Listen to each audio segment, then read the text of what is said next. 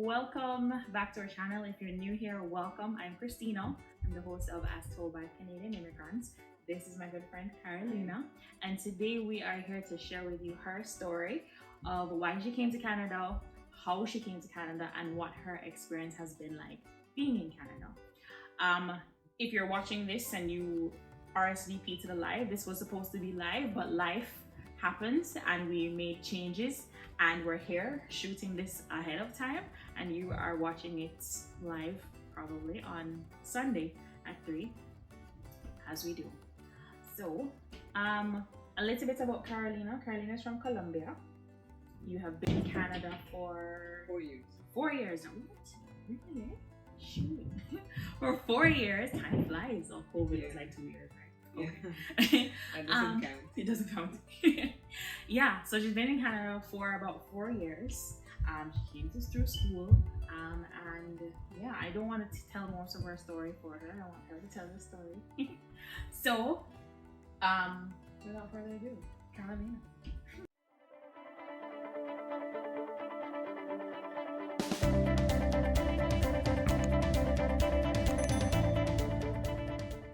Hi, nice to meet you all. So, I'm gonna be telling you a little bit of my story and how did I get here in Canada. It was the year 2018 when we arrived, meaning my husband and I, and it was the end of August 2018.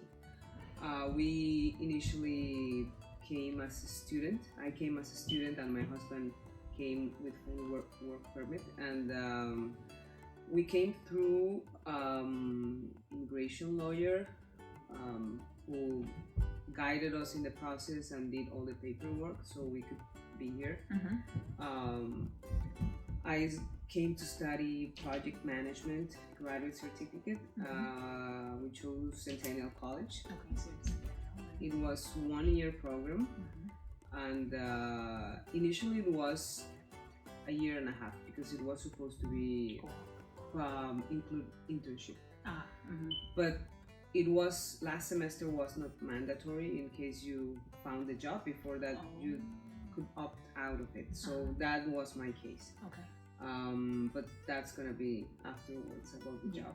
But yes, initially we came as students. Right now we're permanent residents, and we have a son, Lucas. And that's her story in a nutshell. Bye. Thanks for watching. Just kidding. So, all right, let's rewind a little bit. Canada. Why? Why Canada? Like, why did you decide to Canada? And then when you decided, okay, that's Canada, how did you know about the immigration lawyer? Is it through friends? Is it through family? So, why? And then, it all started way back in 2009. I had the chance to do an exchange in Quebec. I studied 1 semester at Université Laval, and at that moment I kind of was in love with Canada, or the idea of coming to Canada. At that time I just came for 5 months to do the exchange, study 1 semester, and went back home. And afterwards, while I finished my undergraduate program in Colombia, I started working, and after you started working in Colombia. In Colombia, yes. Okay, yeah. And in the year 2017, well, I had the idea, but I wasn't like 8 years later planning everything. Like, oh, I'm gonna go in this year to Canada. It was a vague idea. I had the idea of coming to Canada, and my husband liked the idea. So we initially started by hiring someone who was an expert on the field. We came to that consultant because she is from Colombia. She lives and she runs her office here in Canada. But she graduated from the same university I studied in. So you kind of have a connection. So at the university, they were referring her. So it was kind of safe instinct to go with her, because you heard so many stories that of people that, oh yeah, it's a scam. This person is not really qualified. So we wanted to play safe. and that's why we hired her. Okay. So initially we had a consultation with her, and she kind of guided, like gave us like a plan on how to make things and how to reach the ultimate goal, which was permanent residency. Initially, I was going to study. Then she told me a little bit about the immigration programs and how they did their work and how we were going to fit in there. And based on that, we also chose the city where we were coming. My husband didn't speak much English at that moment, so she recommended to come to a diverse city, a very diverse city as Toronto, because it would make it easier for him, easier to find maybe the same community, Latin American community, and easier to find job without knowing English, which that's a key point in case you don't know, like one of the of you doesn't know that much English. It's good to take it into account. Yeah, that's a because he was gonna work. His job was to find a job. Yeah. So he came on a work permit. Yes, he came on a work permit, and thankfully he was able to work right away. Okay. Like a few days after he came, he got a job. And he kept working as long as I was studying. As myself, I didn't start to work right away. As a student, you can work part-time. I just waited until the end of the first semester so I could feel more confident, because it was too many things at the same time. Of course, project management. School is demanding everything. So around the end of 2018, I was able to find a part-time job to do while I studied. Okay. Was a part-time job where you currently work right now? No. Okay. It was a funny job. Okay. Well, not a funny job, it's an odd job. Yeah, okay. I used to sell caskets. Interesting.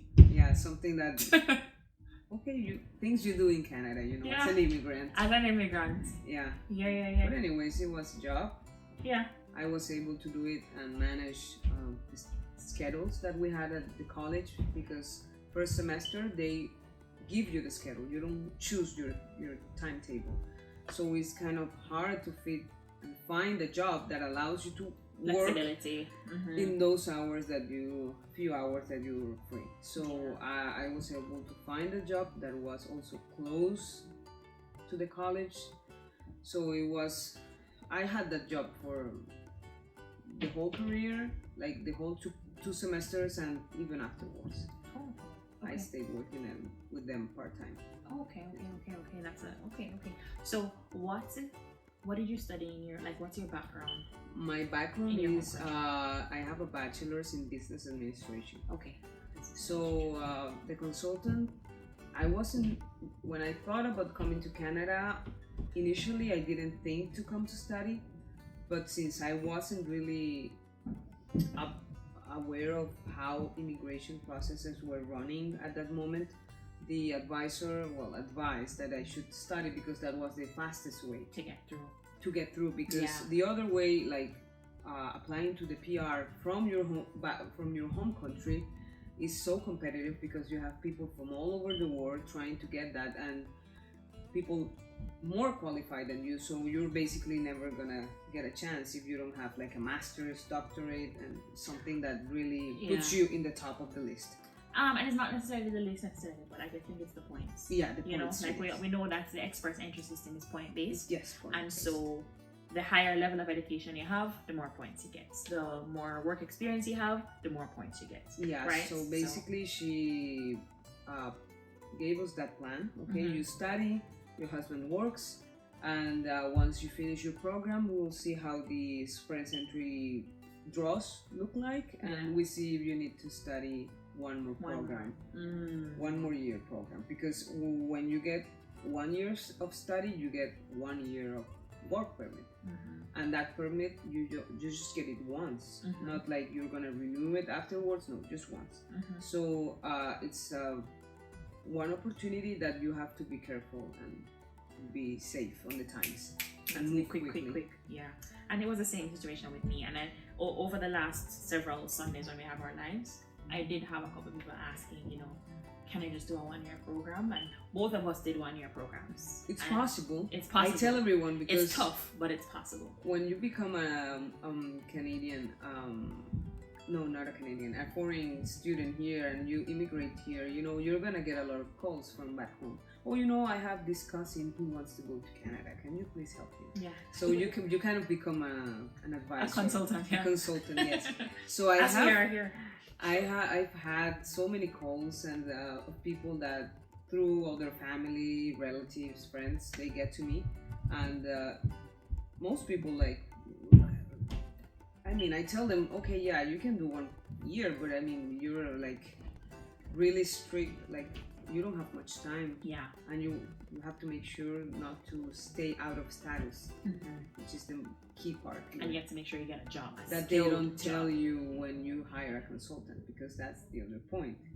Like consultants, they provide you like the close future, because they don't want to give you the whole strategy, because that's their job. Yeah. And I understand them. Yeah. And as I always tell people, even if you hire someone to do things for you, make sure you read and you make sure you kind of know. You know what you're getting into, because as it happened with my husband and I, we didn't do much research besides hiring this person. It was really qualified. I mean, I cannot complain about her services, but there were some stuff that when you get here and you get to talk to some other people that also came, and you realize, oh, really?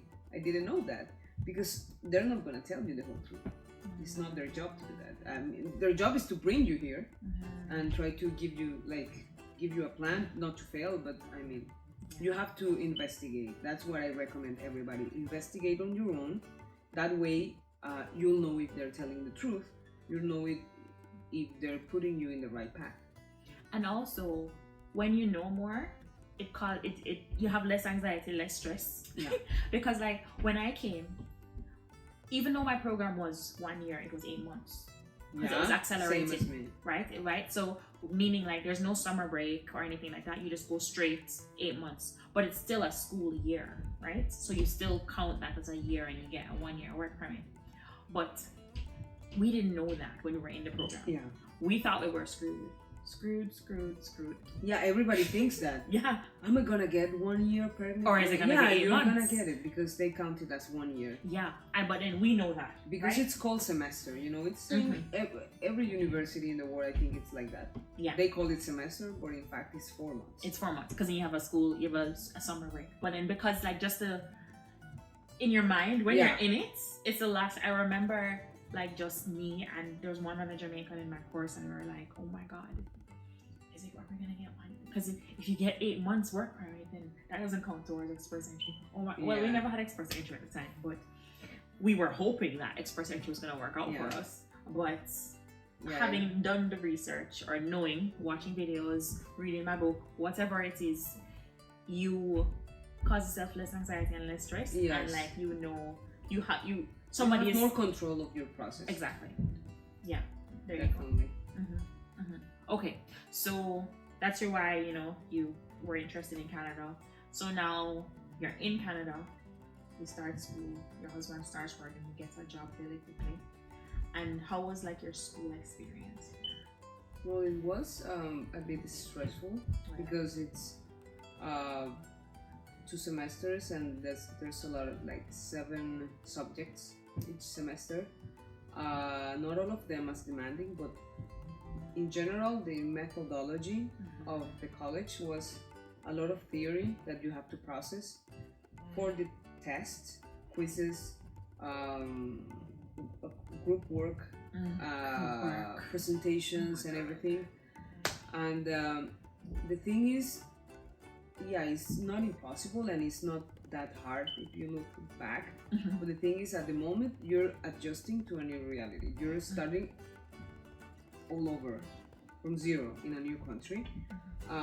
Some people come with kids, wife or husband. You still have a life. You still have to figure out how you're gonna do to become a permanent resident. I mean, get the points and get everything on time. So it's a lot of stress, pressure.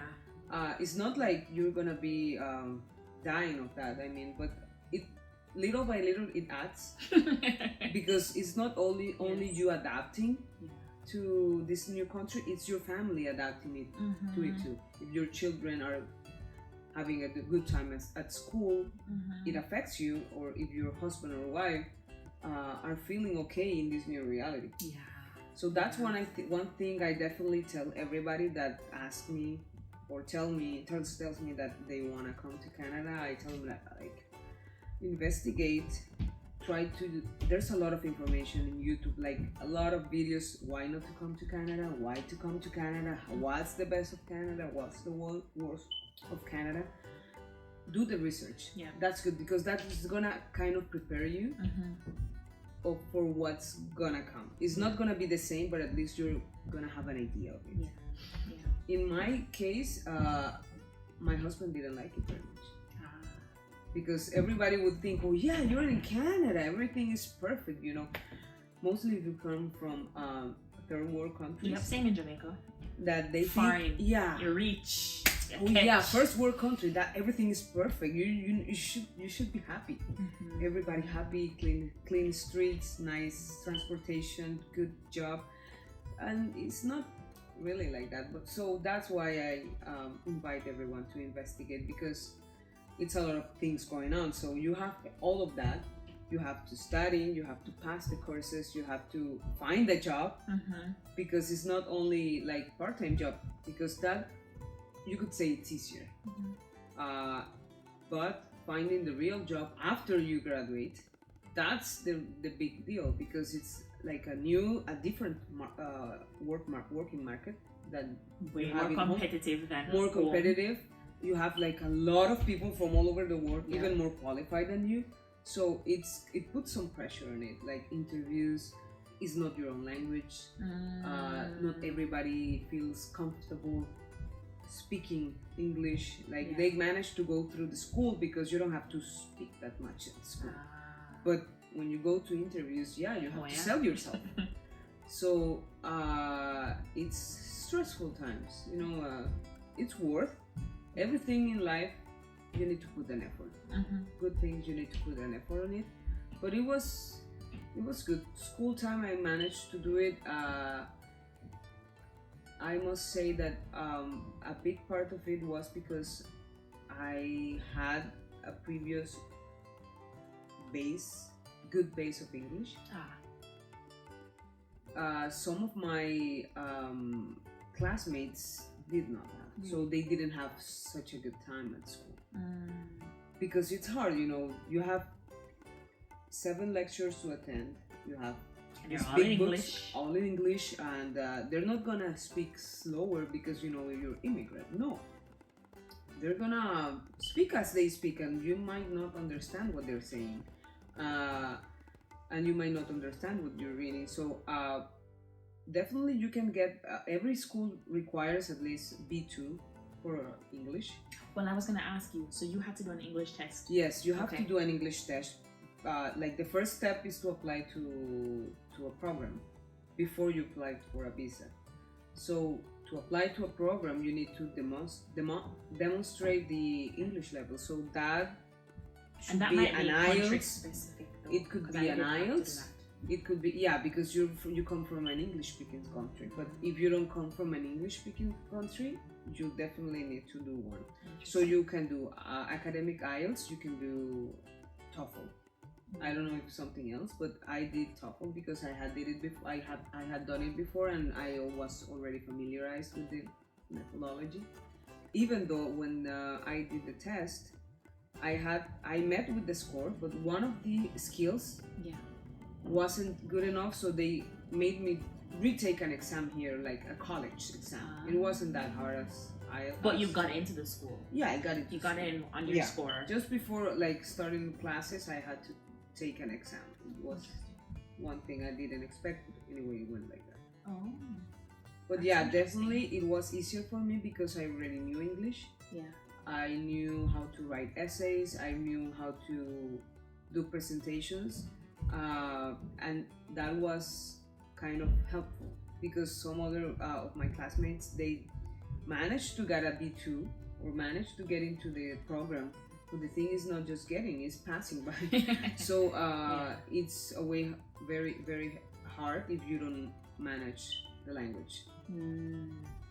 That's definitely something you have to do a double effort on it. Was your husband's English is at the same level as yours, you think? No. So how was his integration?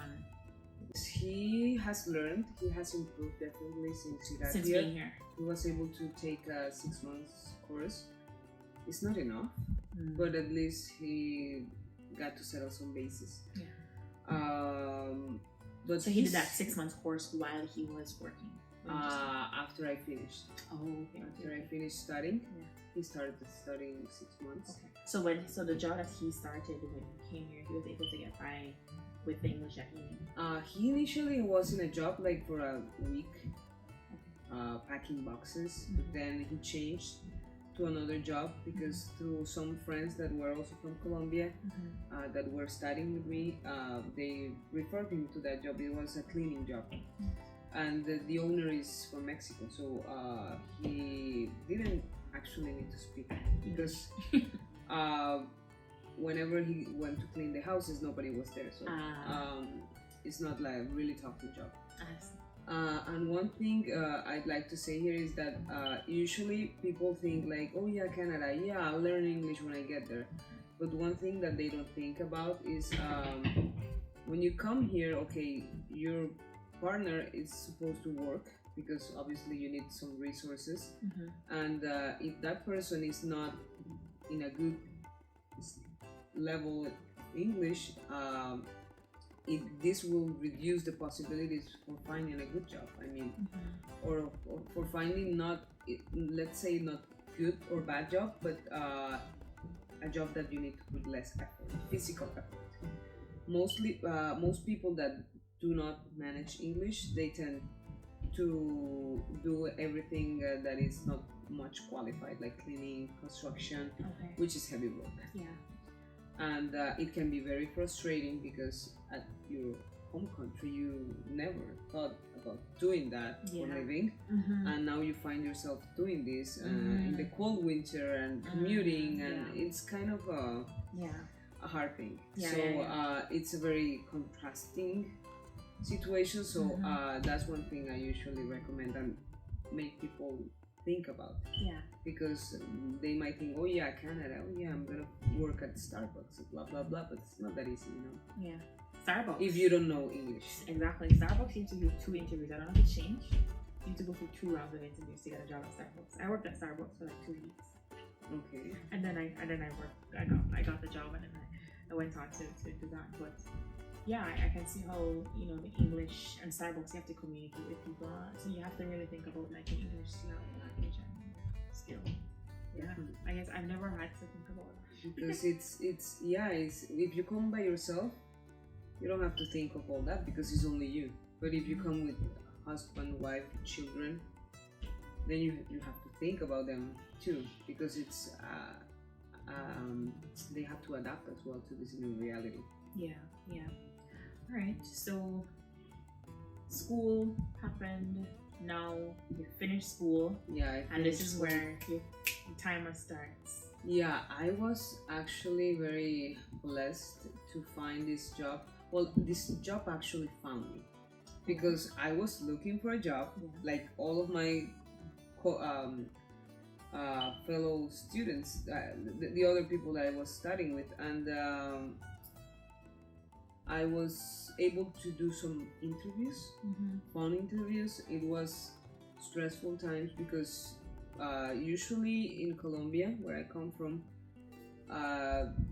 they call you to a in-person interview. Now with COVID, things have changed, but before it was like you come to an in-person interview first, and then we'll see if we continue. But here the rule is that you first go through a phone interview. That's pre-screening. Sometimes, so not always, but but usually it's like that, and it's something new. You like have to speak on the phone with somebody, like try and to you're sell almost yourself. Not really prepared too, right? Because you don't know when they're gonna call. You're just washing the dishes and they just call you. Well, they scheduled it. They scheduled. Okay. They ask when is the best time to reach. I see. Okay. but the thing is, yeah, it's a new process. Yeah. A lot of nerve.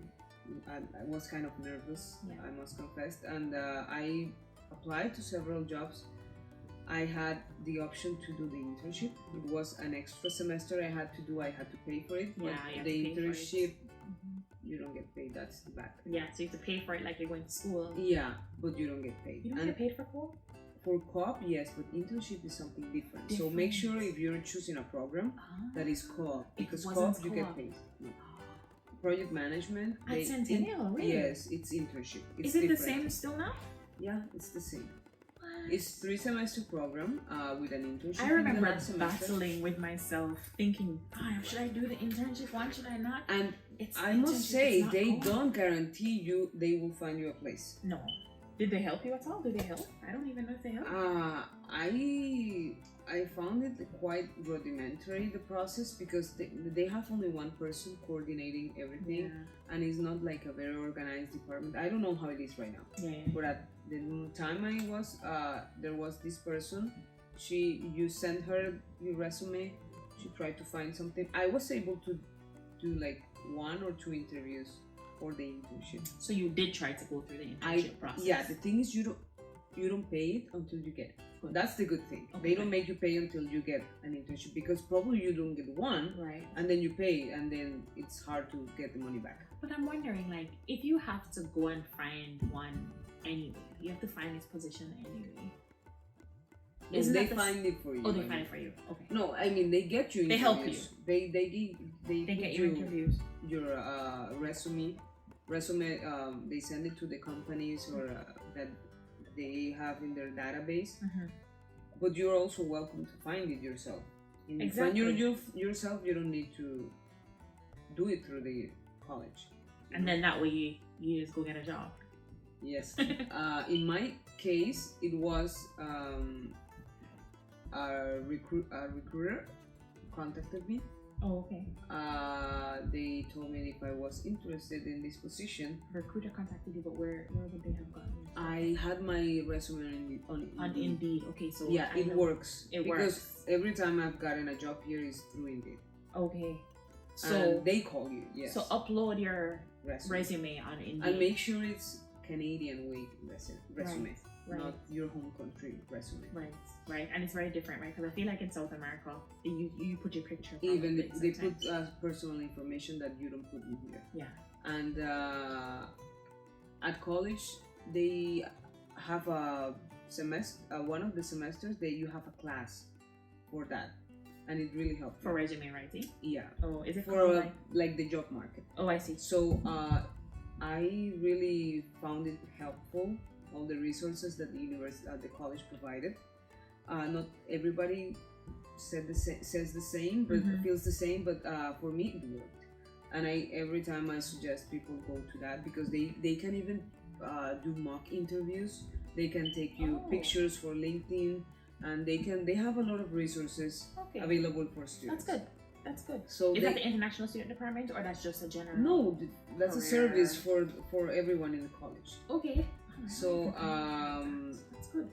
Yeah, I think it's called career service or something like that. Okay. So somebody who's interested in getting a job can just get help from the career services. They can check up. They can review your resume, tell you what to improve and everything. So they called me from. They initially emailed me from this company, which I'm working. I continue to work there, and they told me if I was interested in the position. Okay, I told you yes.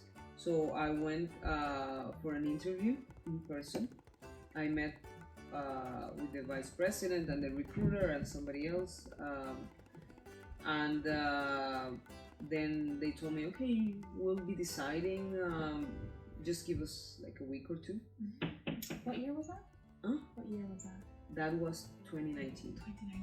2019. It was before I finished college. Oh. It was around March. And that is the company that you currently work at? Yes. Okay. It was before a wait, because you should start finding a job before you finish. Before you finish school. Because it takes time. It's not always the first one you send, the the one you're gonna work in. So especially if you have a 1 year work permit. Yes. So I started to send my resume and to apply before I finished my second semester. The semester finished in April, and they called me end of February, March. I did the interview, and then they called me back, and they tell me that I was not a good fit for the position they were looking, but they were interested in me, and they were thinking of opening a new position, so they could have me. So that's how I got there.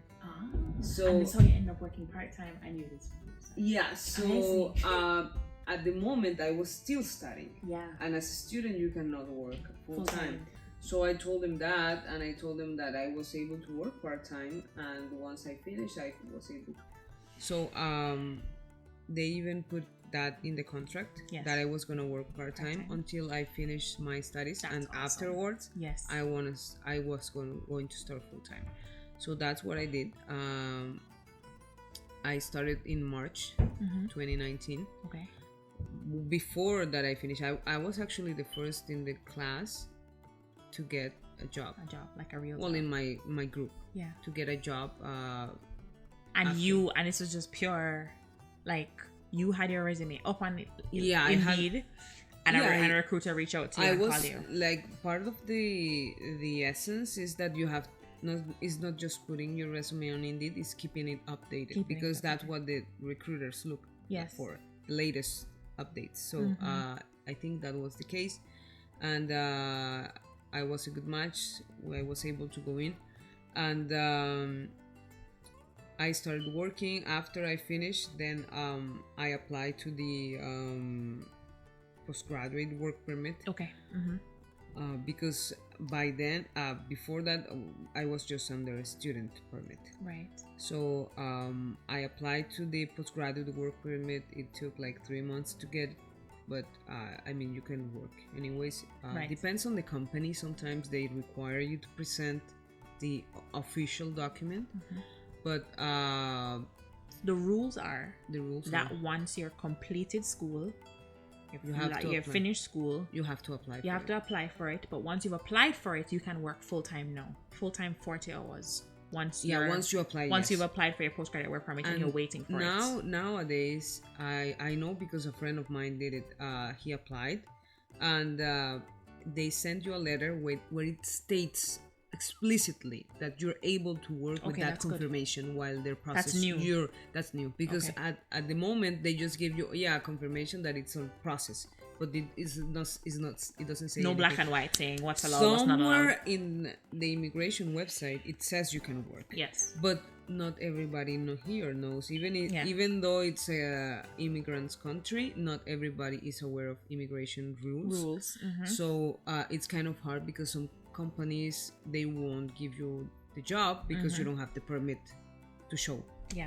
In my case, I was very lucky that they didn't require it, and I was able to do it with my student work permit, and then I presented the postgraduate work permit. So well, that was my case too. Like, I didn't have to, I was able to, after I finished studying, I got the job immediately after. And then, but of course I don't have my postgraduate work permit yet, and they didn't let me work, so that's good. Okay, yes, that was the situation. And well, after that, I had to prepare for IELTS, because once you start working on a job that is on the NOC that applies to PR, I was intending to apply through the Canadian Experience Program, where they required at least 1 year of Canadian experience in a skilled job. Yes. Plus, taking the other requirements are you have to present English test, whether IELTS General or CELPIP, and also those are just the different types of immigration. Yeah, and also if you had a diploma from back home, you have to do credential assessment. Yes, I did it with WES. So once you start to work, you also have to prepare to apply for the PR, because if you leave things until the end, then you won't get enough time, because credential evaluation, it takes a few weeks, a couple of months to get processed. IELTS or self-pip, you have to schedule a test, prepare for it, and see if the points are enough, or you need to retake it. So I started preparing. I also took a French knowledge test because I studied French in Colombia, and I was able to get some extra points if I was able to demonstrate knowledge in French, in both English and French. Yes. So I didn't get the points I needed, like what I was expecting, because they give you points for any type of French you demonstrate, but they also give you like a bonus if you meet 7 points in each of the skills they test. But I wasn't able to get that one, but I got the points, and it was good enough. You got some points, yeah. I remember. I think this is when we kind of connected. During that process, that's how I met Christina, because she worked with me, and she was the immigration guru of the office, and everybody went there to ask, what can I do? I want to become PR. Now you're a citizen. Look at you. So she gave me some advice and was really helpful during that process. Yes. Yeah. Should we continue speaking about PR? Well, yeah, we're going to continue into PR, but I do remember you being like nervous. Like we were, I thought you were going to be okay, because I've been through it, right? Of course, when you're in it, it's different.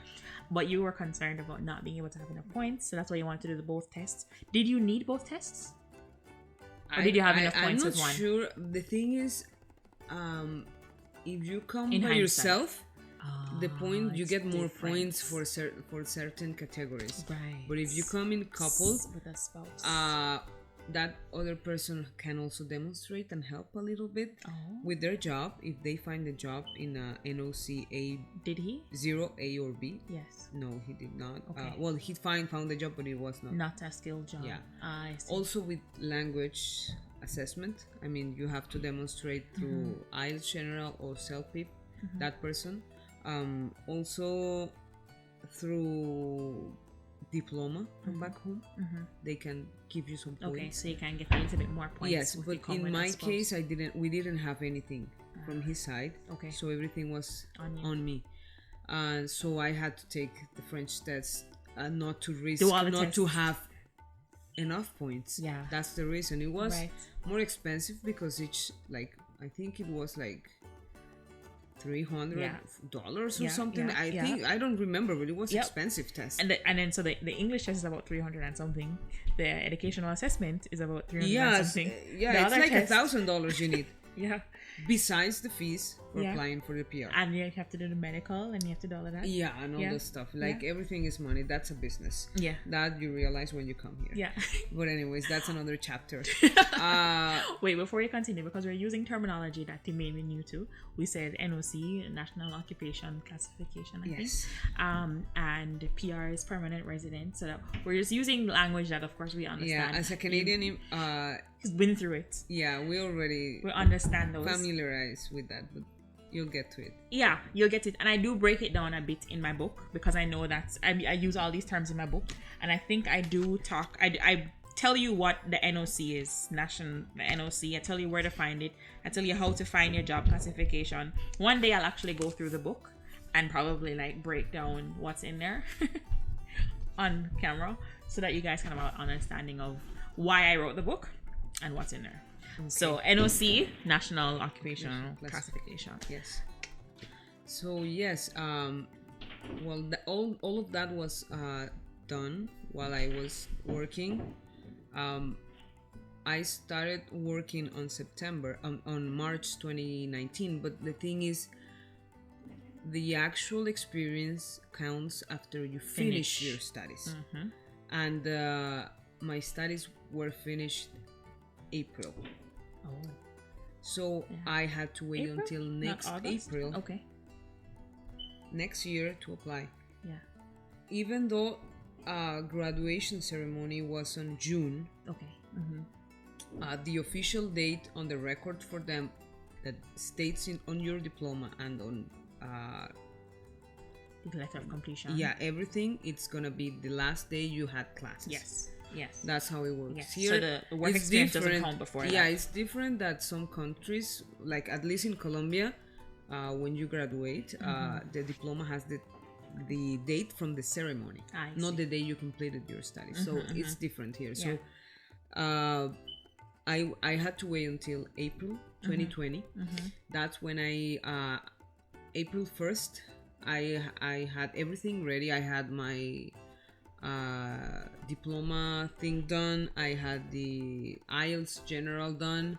I also had the French test done, and I had the 1 year experience. So that completed. Was at your 1 year mark. Yes. At your 1 year mark, you were ready to jump into the pool. Yes. Start swimming. So April 1st, I open because you have the first thing you have to do is go to the express. In the heat of the pandemic, eh? Express entry was you need to open a profile. Yeah. And then you fill a questionnaire, and then they tell you if you apply to any of the programs.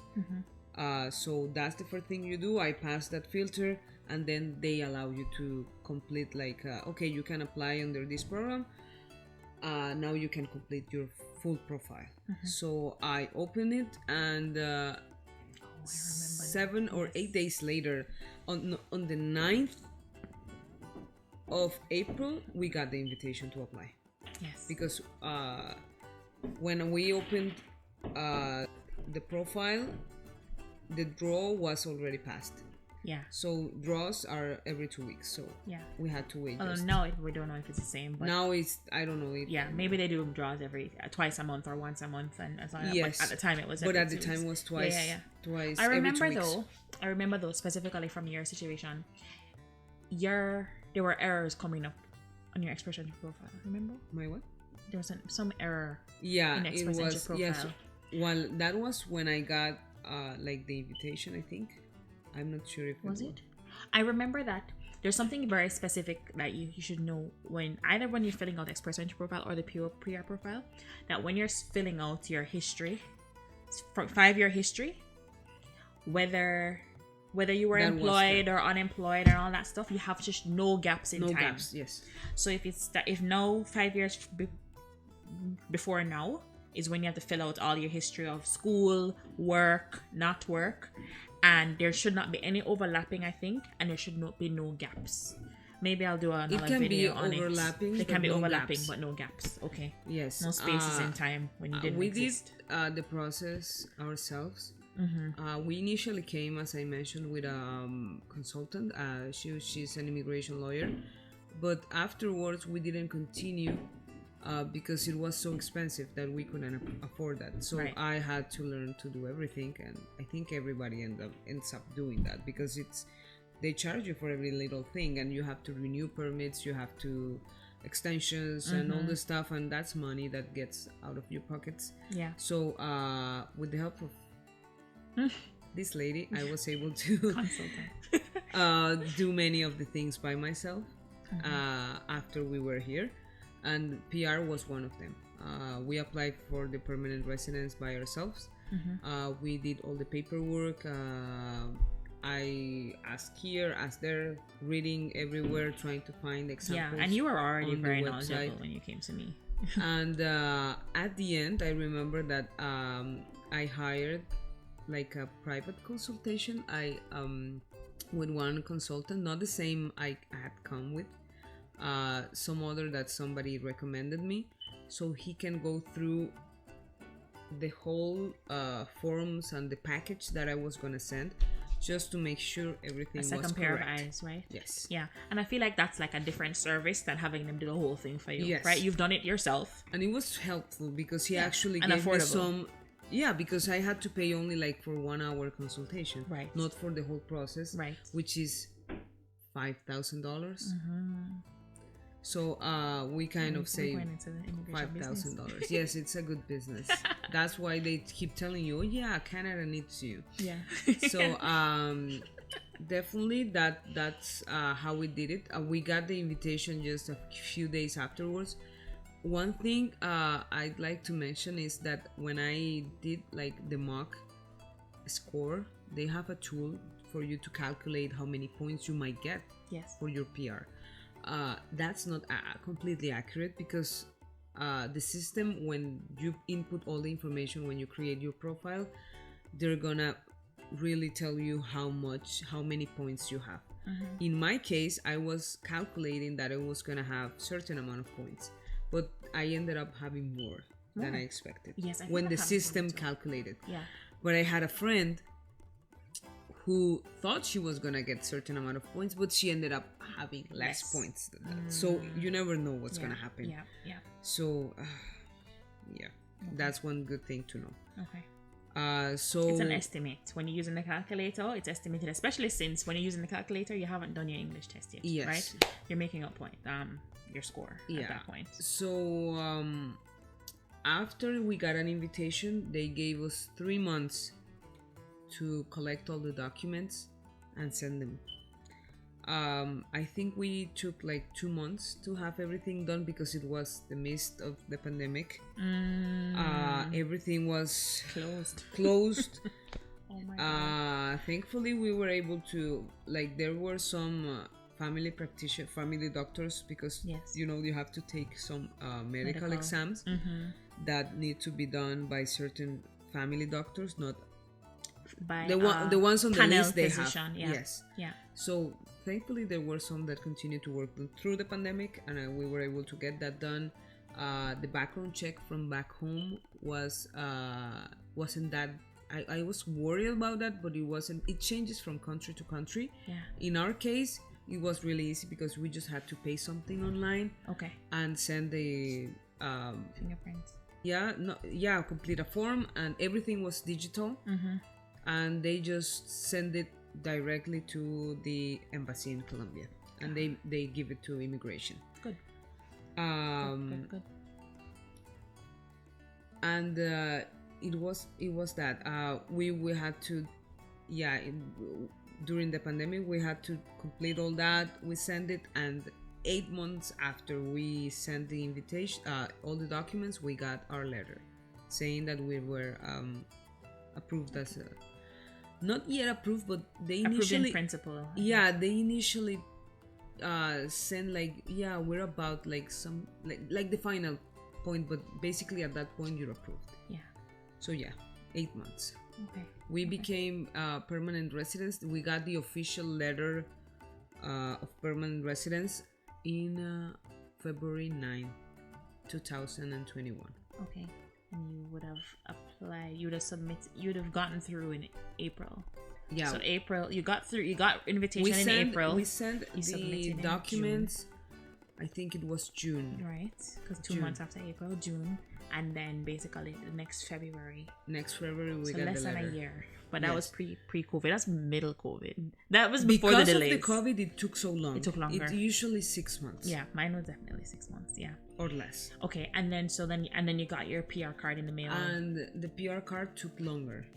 And it didn't come at the same time as my husband, because now even though you apply together, it's two different people. So mine came first, and then his came afterwards. But it took a while. After we applied, we received the letter. It took some time, but anyways, you're not gonna need it unless you're gonna exit the country and come back. And in the COVID, in the meanwhile, with the letter, you can update your SIN number, you can update your bank account and everything, your health card, everything you can do with the letter. You don't need the card itself. One thing I wanted to ask you was, when you decided to go to school, so this is kind of rewinding back to the beginning, but not for long, did you submit your application for your study permit with your husband's application for work permit, or separately? Repeat the question. So when you decided to study... Hi everyone, it's me, right down here. At this point in the video, when we were recording, something happened and the audio is gone. So there's no audio, and at this point we really just wrapped up her story, and we answered the questions for the people who RSVP'd to the event. Thank you so much for watching. Sorry for the technical difficulties. I'm going to go ahead and throw the questions that were asked up on screen, and I'm going to answer those questions. Some more directed to Carolina, some more directed to me.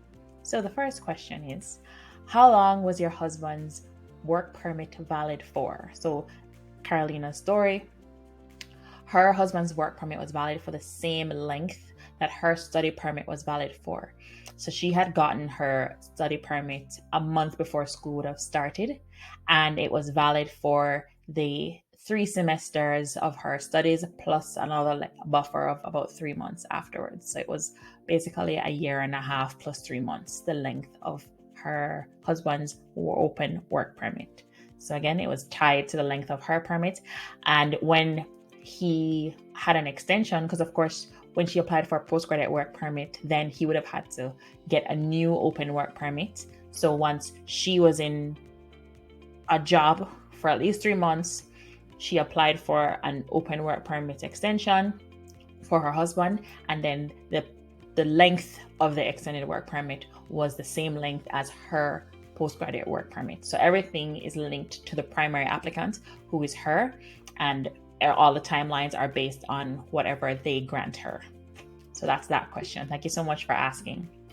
The next question, how can I get a visa? So how we answer this question is to redirect you to my book. My book is From Foreign Student to Canadian Citizen and Everything in Between. If you are looking to migrate to Canada and hopefully live there permanently, you can go through the school route and then apply for express entry. And that's something that I lay out step by step in my book for this reason, because this question is the topmost request that I find on my platform, in my comments, in private emails to me. Give me a step-by-step how-to, and that's exactly what I've done in my book. So you can get my book on Amazon, you can go to my website in my shop and order from there, or any links in bios depending on where you're watching this video, on YouTube or on Instagram. Thanks for asking that question. The next question was a 2-part question. So did you figure out your immigration pathway on your own, or did you have a consultant? So that's the first question. So both Carolina and I initially went to immigration consultants. Both of us did our first process through an immigration consultant because they were able to basically assess our situation, determine what's the best path for us, and then help us to get there. One point that Carolina did bring up was, just because we use a consultant doesn't mean that they're right. Just because we use a consultant doesn't mean that they are know-all. Because Carolina's consultant had told her, do a 1-year program, finish, and then at the end of the 1-year program, we're going to reassess whether you apply for a work permit or you do a second program. And Carolina, in thinking, she was, a little bit knowledgeable about the immigration process by that point and had enough information to make an educated decision. She said that, going back to school is going to be another school fee, right? And we know what those school fees are. Even though the immigration consultant advised that that's what she should do, she said, you know what? No, I'm going to go for the work permit. She had a job before leaving school, so that was good. She had a secure employment and decided not to follow the advice of the consultant, and it worked out fine. So take all of that with a grain of salt. Just because you have a consultant doesn't mean that your plan is foolproof. And if you do it on your own, it doesn't mean that things are going to work out.